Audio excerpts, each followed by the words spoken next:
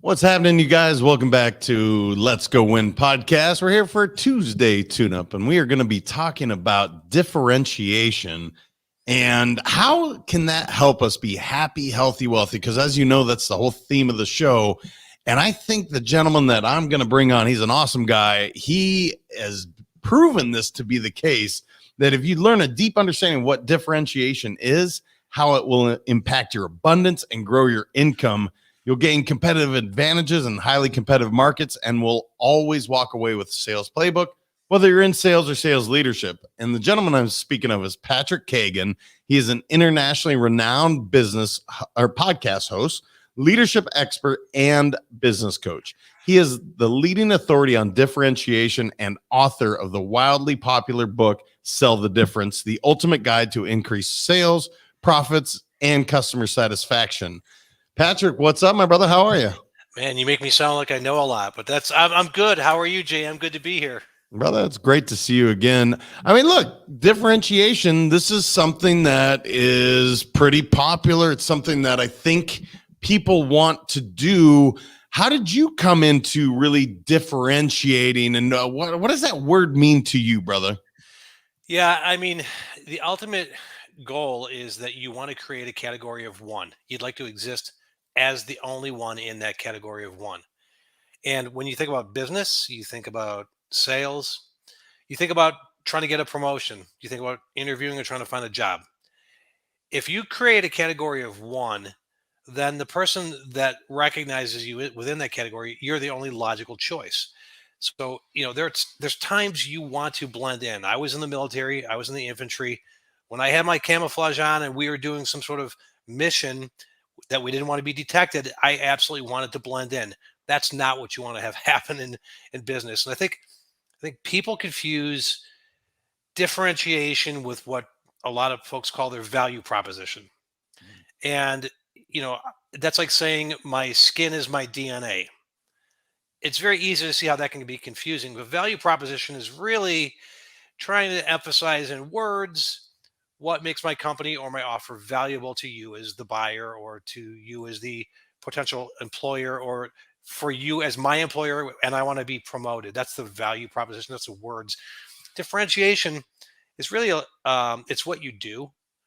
You have to think of it on an individual level, like trust or loyalty or kindness or sincerity. These are things you recognize when they show up. These are things that are what I call distinguishability or compare versus comparability. And so a value proposition tends to be we talk about what makes us comparable to all the others, but distinguishability is what makes us unique.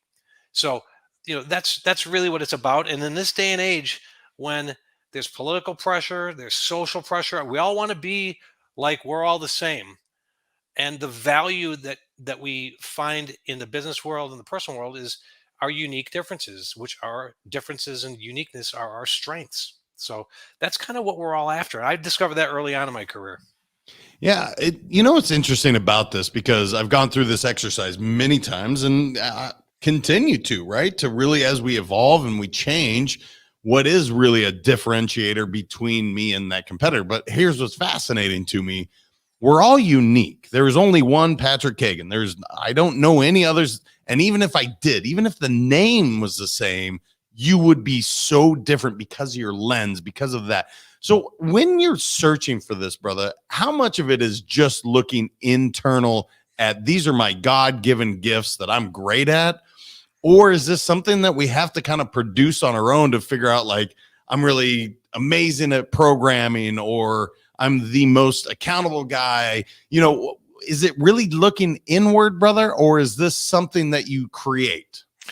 Yeah, that's a phenomenal question. It's a great way to look at it too. So um, the thing is, it's I don't think it's something we create as much as we become aware of it, and then we start to. You have to practice it every day. It's not something once you don't just say, "Okay, I got to differentiate today." If you have to say, "I have to differentiate," that's like saying, "Okay, I gotta be really nice right now." You're probably not a nice person if you have to say that. You will if you have to say, "Well, now I have to differentiate." You're probably not differentiating on a regular basis, and so it takes practice. And for me, what happened was I was in several industries, 4 or 5 different industries, technology, consumer goods, media, before I had my own business. And what I noticed was over 30 years, I always met my objectives that my employer set for me. I never didn't, which is really kind of an odd thing. You don't find that often. Now, it's easier when you stay within the same industry and bring your customers with you and you can kind of do that thing. But starting over every single time and starting over in leadership roles and leading teams who did that. And it was interesting to see customers who brought me along with them when they said, "Look, I know that what you're doing now isn't my area, but if you could do for my friend JM what you've done for me, that's going to be great for our company."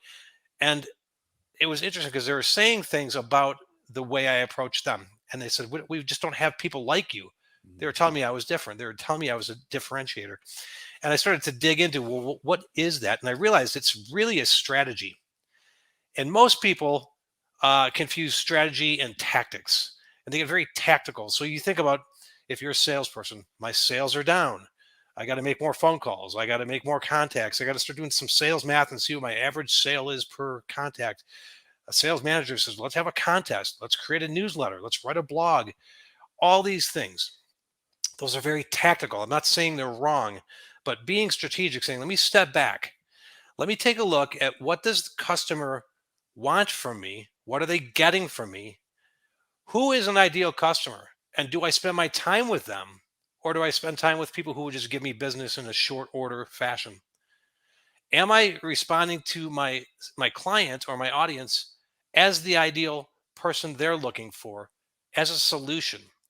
And so companies or people or teams that say, yeah, let's roll our sleeves up. We heard Pat Kagan on the Let's Go Win podcast. Let's start differentiating. And they do it like a flavor of the month. It's never going to work. It's a gimmick at that point.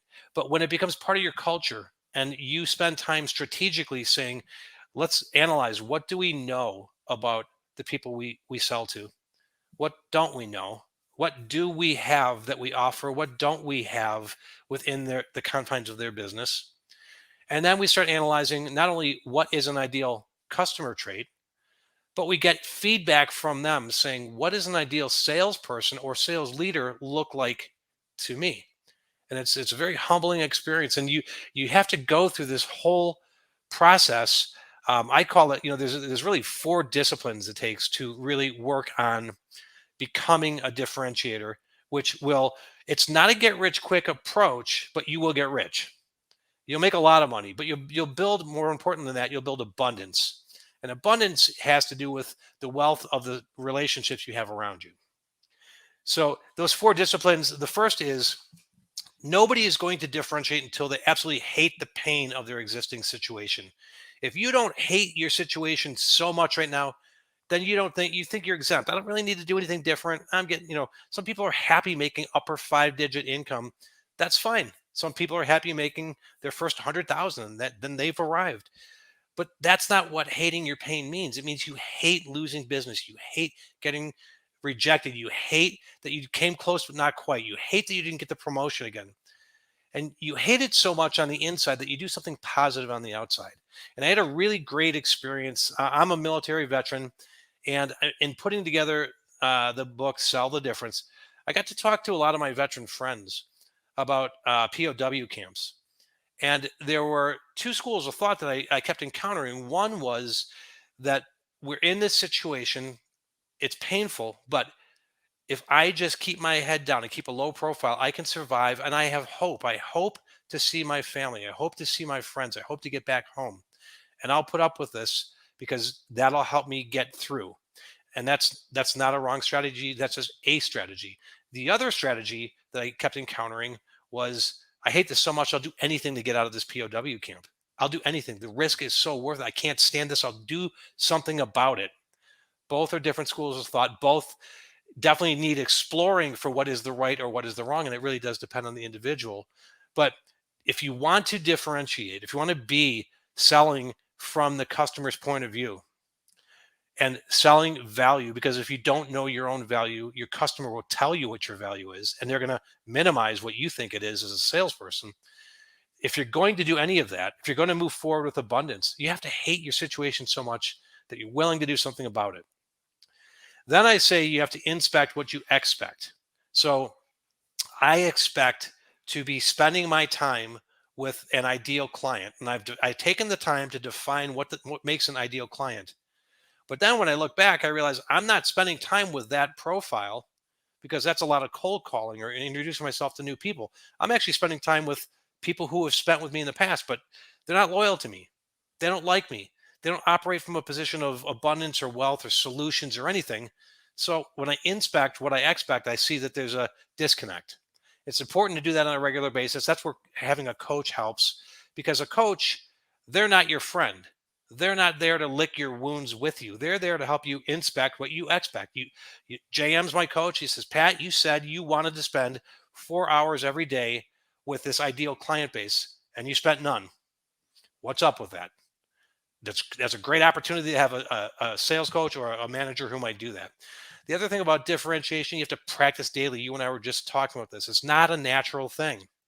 I had somebody who read my book call me the other day and they said, I'm about to go into this interview. I really need this job. How do I differentiate? I was like, well, dude, this is not something you try on for the next hour. This is something, while you read the book and that's good and opened your mind, you have to find a daily practice of this, because it isn't a natural thing. We tend to, as a human race, try to assimilate. I mean, think about if you ever change schools. You don't want to be the one that stands out. You try to find the group you belong to. Every team has a uniform. It's uniformity. It's built into our DNA. We like to assimilate. So you have to practice differentiation with value and solutions every single day. And then the final discipline is to practice patience. It isn't natural. It would be like me learning to write with my left hand. I would have to be patient with myself because it's not a natural thing to me, and I'd have to do it every single day. So, that's kind of the things that I think are incorporated and come out of this book, is that people, when they love the idea, I'm going to create a category of one, I'm going to build abundance. And it's one thing to read a book, but it's another thing to do something with it, to internalize it and change that hating your pain to something positive on the outside.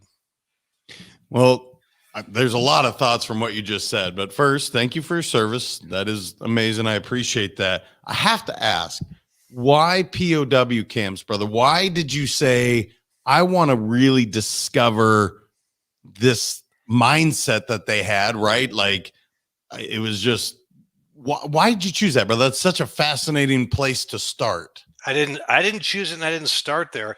They shared. I talked about the book I was writing, and I was talking about thinking from the other person's perspective.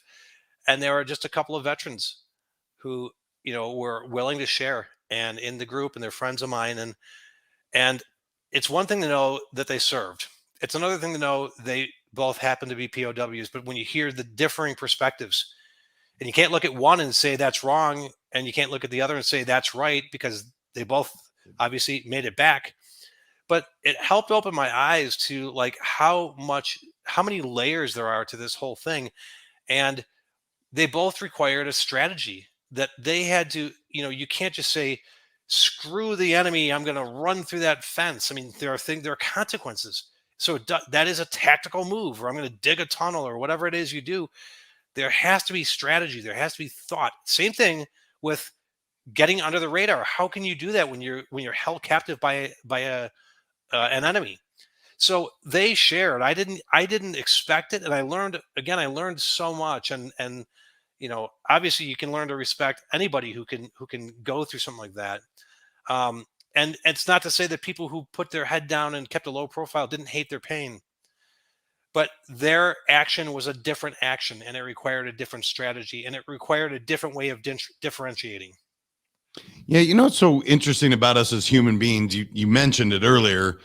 There's this point in life where, I don't know, middle school, you're trying to fit in. You don't want to stand out, right? You want to be accepted. And so we go through this conformity thing, and then it's like, no, actually, you do want to be different than everybody else out there. It was such an interesting evolution. And maybe this will tie in. One of the things that you and I were talking off air, you had mentioned, man, I just drove down to visit my daughter and I was listening to podcasts, and how many amazing ideas from just this drive. Mhm. And my point in saying that is you're clearly a lifelong learner where you're continuously improving no matter what industry you've been in. You said 5 different industries, and yet you did differentiate yourself successfully in each one, as in these clients were still wanting to be with you no matter what industry you're in. So I guess the 2 points there, but the lifelong learning is clearly something that you are committed to, and you continue to find like different ideas and ways to really bring value to your clients. Yeah. Yeah. Well, I'm only as valuable to my clients in my mind as the last thing I learned. Right. And so, I am a podcast junkie. I love listening to your stuff, and I love listening to a lot of people's stuff, because it's the best form of continuing education you can get. I mean, think about being involved in an engaging conversation. You walk away, even if you disagreed, but you thought about different things and you communicated those things. Well, now podcasts, you get to listen to those things, and you can pick the topic that has to do with your profession. You can get better. And I was in this car ride, and I wanted to just check out a little bit. I wanted to unplug from thinking about my business, and I was listening to podcasts that had to do with a million other things. And it was amazing the amount of ideas that were just being released in my head. And I had a notepad, and I was writing down notes and coming up with things that later translate back into my business. It was the refreshing thing I needed. It was them speaking to me the way I needed to be spoken to, and I heard the way I needed to hear. And that's a subtle power of differentiation, is that you're able to do that. That's that category of one. They were the category of one, and not every podcast went, oh my gosh, there's 10 pages of notes. Some were just like, whatever. But you were mentioning, like, the middle school child within, and we've all heard of the saboteur within, and so there's this driving force, to assimilate or to blend in.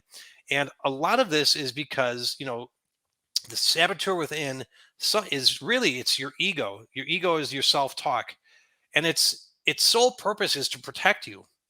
So sometimes something seems fearful, and it is protecting you, but yet it is holding you back from next steps, or bold new worlds, that type of thing. And I wrote a blog recently about the Sophie syndrome. Sophie, SOFI, where you appear successful outwardly, but inwardly you're failing. You feel like a failure. You feel like you didn't crush it, but everybody else around you says, "Yo, you got it going." JM, you and I were talking. You're finishing up your third book. Many people, if they hear that, they'll say, "Oh man, that's great. Oh, you got your podcast. That's great. Oh, you're your own boss. That's great." And you might be like, "Yeah, but I'm struggling, like, on this part of my business or in this part of my life." And so we all walk around with our own little version of the Sophie syndrome. And the whole idea of going through differentiation is to become a different person, to be a different person to others around you, and to have them be different with you, and get you to what I call the Fofi syndrome. So that's fulfilled outwardly and fulfilled inwardly. And it has nothing to do with your paycheck. Now, the really cool outcome is your paycheck will go through the roof. You're going to make tons of money, but you're not going to be driven by, I got to make more money. That will never be the fulfilling point. Yeah, and it's clear that you get very intentional and clear on who you want to work with, not just anybody and everybody, but you know exactly this is the values that I have and I want to share with my clients, because otherwise it's just not going to work, right? We can't Right. get to the fulfillment for both parties. If we are not aligned value-wise, it doesn't matter if you love my differentiating mark. If you are not in alignment with me, it's just not going to work. Absolutely. Is that a fair statement to make? Oh, absolutely. I mean, I often talk about, we're in the people business, and our job, no matter what your job is, you're in the people business, right? Because you're interacting with people. And, you know, for me, I'm not trying to be all things to all folks, and I can't help everyone. And as a matter of fact, you're going to help yourself. I'm going to be the guide that helps you through it, right? Whether you're a customer buying from me, or whether you're a salesperson who hires me as your coach, or a sales leader who says my sales team, is out of kilter, whatever it would be. But the thing is, you're going to help yourself, and I'm going to be the one to help get you through that. I call it the Jiminy Cricket effect, right? So the Jiminy Cricket's that wise little cricket that talks to Pinocchio and always speaks the truth. And you may not like to hear what you hear, but that's the Jiminy Cricket effect. And you can't live without Jiminy Cricket because they keep you going and keep you out of trouble.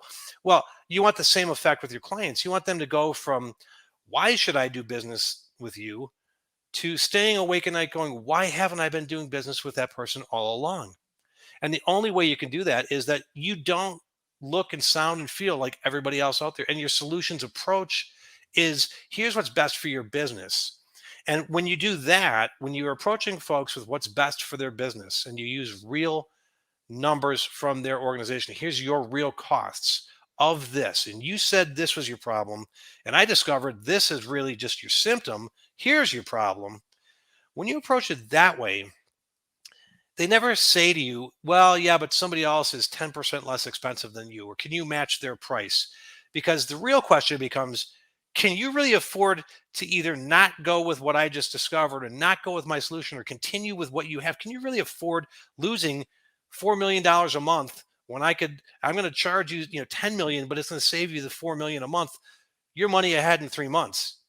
Can you really afford to ask that question? You're never going to hear that question. And this is the idea of building abundance, not just for yourself, but for everybody in the equation. And then the co-elevation of everybody involved.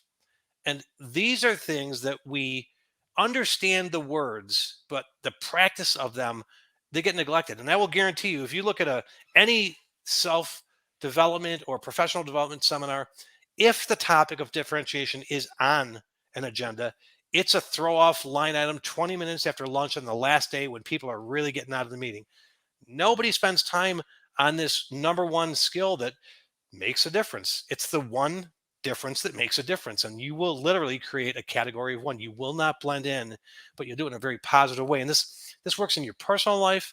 This works in your professional life. This works if you're trying to get a promotion, if you're trying to get hired for a job. I've had lawyers tell me that they're getting better results for the cases that they're arguing because of my book. I don't market this book as something for everybody, but there is something for everybody in it. Well, brother, it does make a lot of sense, and you're right. This isn't something you're taught in business school. Like, hey, make sure you stand out. This is your value add. This is who you are. This is why people would do business with you. It's not taught. It really isn't.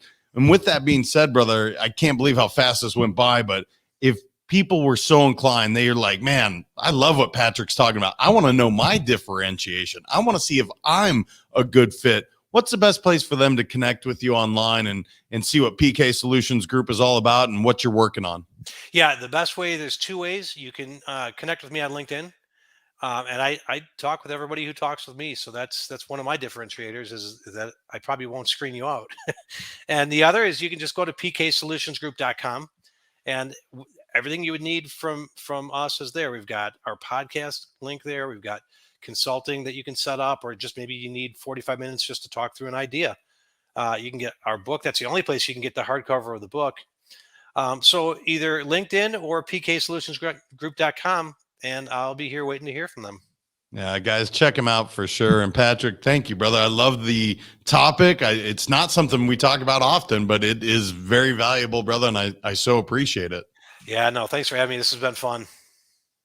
Guys, I told you, he's going to help you be happy, healthy, wealthy, especially in that business side. Not that it's all about making money, but I'll tell you what, if you're looking to make a little more, you really want to stand out, hook up with Patrick. Go check out Sell the Difference. He's got his next book coming out as well. You will see a ton of value. I've had the chance to be around him a couple times now, and every time I feel like I've definitely upgraded. Make sure and share this out. There's so many people that are looking. They want to know what does make me different. How can I stand out? Share this with them. Here's some of those pillars that Patrick talked about, and make sure you're being that unselfish person sharing this. Until next time, remember, your mindset matters. I appreciate you all.